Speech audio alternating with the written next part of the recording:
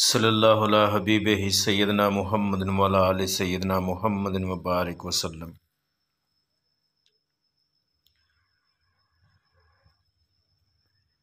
حضرت آدم علیہ السلام کی وفات کے 126 سال بعد حضرت نوح علیہ السلام کی ولادت ہوئی۔ علامہ ابن جرید اور دیگر علماء مفسرین کے بیان کی روشنی میں یہی ثابت ہوتا ہے۔ اہل کتاب کی تاریخ کے اعتبار سے جیسا کہ پہلے ہم نے بیان کیا ہے، آپ علیہ السلام کے وصال کے 126 سال بعد حضرت نوح علیہ السلام پیدا ہوئے۔ حضرت آدم علیہ السلام اور حضرت نوح علیہ السلام کے درمیان 10 قرنوں کا فاصلہ ہے، جیسا کہ حافظ ابو حاتم بن حبان نے اپنی کتاب میں لکھا ہے۔ ابو سلام کہتے ہیں کہ میں نے حضرت ابو ماما رضی اللہ تعالی عنہ سے سنا کہ ایک شخص نے کریم آقا حضرت محمد مصطفیٰ صلی اللہ علیہ وآلہ وسلم سے سوال کیا کہ حضرت نوح علیہ السلام نبی تھے؟ تو آپ علیہ الصلوۃ والسلام نے جواب دیا، ہاں آپ نبی تھے اور اللہ سے ہم کلام ہوتے تھے۔ اس شخص نے دوسرا سوال کیا، یا رسول اللہ، حضرت آدم علیہ السلام اور حضرت نوح علیہ السلام کے درمیان کتنا زمانہ ہے؟ آپ نے فرمایا 10 قرن۔ یہ حدیث مسلم کی شرط کے مطابق ہے، اگرچہ انہوں نے اس کی تخریج نہیں کی۔ صحیح بخاری میں حضرت ابن عباس رضی اللہ تعالیٰ عنہ سے روایت ہے کہ حضرت آدم علیہ السلام اور حضرت نوح علیہ السلام کے درمیان 10 قرنوں کا فاصلہ ہے، اور ان کے درمیان جتنے لوگ پیدا ہوئے تمام اسلام پر تھے۔ اگر ہم اس حدیث کو تسلیم کر لیں تو اہل کتاب اور اہل تاریخ کا یہ نظریہ رد ہو جاتا ہے کہ قابیل اور اس کے بیٹے آگ کے پجاری تھے۔ قرن سے مراد انسانوں کا گروہ بھی ہو سکتا ہے، جیسا قرآن حکیم میں ثابت ہے۔ ہم نے کتنی ہی سنگتیں نوح علیہ السلام کے بعد ہلاک کر دیں۔ سورہ مومنون میں بھی اللہ تعالیٰ ارشاد فرماتے ہیں، پھر ان کے بعد ہم نے اور سنگتیں پیدا کی۔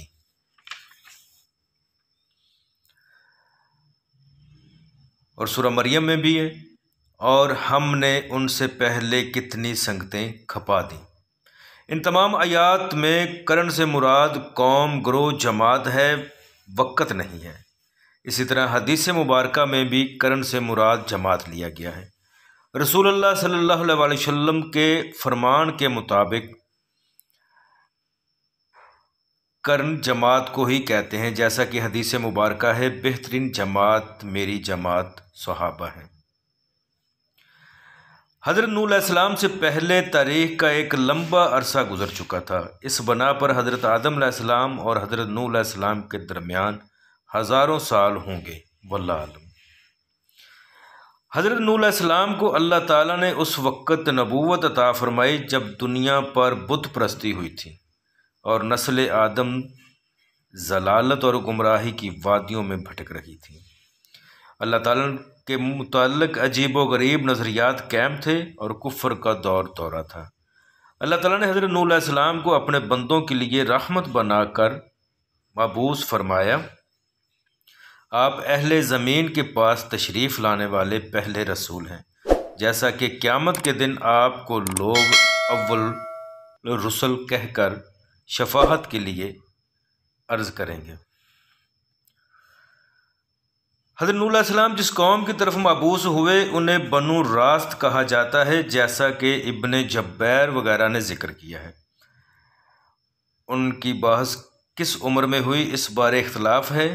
ایک قول یہ ہے کہ آپ کی عمر 50 سال تھی، ایک قول 350 سال کا ہے، ایک قول 480 سال کا ہے۔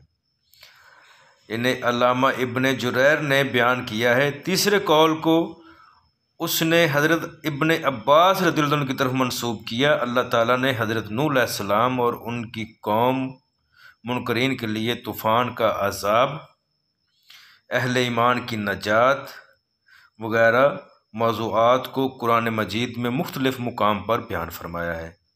سورہ اعراف میں، سورہ یونس میں، سورہ ہود، سورہ انبیاء، سورہ مومنون، سورہ شعراء اور بھی کئی صورتوں میں آپ کے متعلق مختلف اسلیب گفتگو ہیں۔ حضرت نوح علیہ السلام کے قصہ میں اللہ تعالیٰ نے پوری ایک صورت بھی نازل فرمائی ہے، جیسا کہ سورہ اعراف میں اللہ تعالیٰ نے فرمایا، بے شک ہم نے بھیجا نوح علیہ السلام کو ان کی قوم کی طرف، تو انہوں نے کہا کہ اے میری قوم، عبادت کرو اللہ کی۔ صلی اللہ علیہ حبیب ہی سیدنا محمد وعلی آل سیدنا محمد وبارک وسلم۔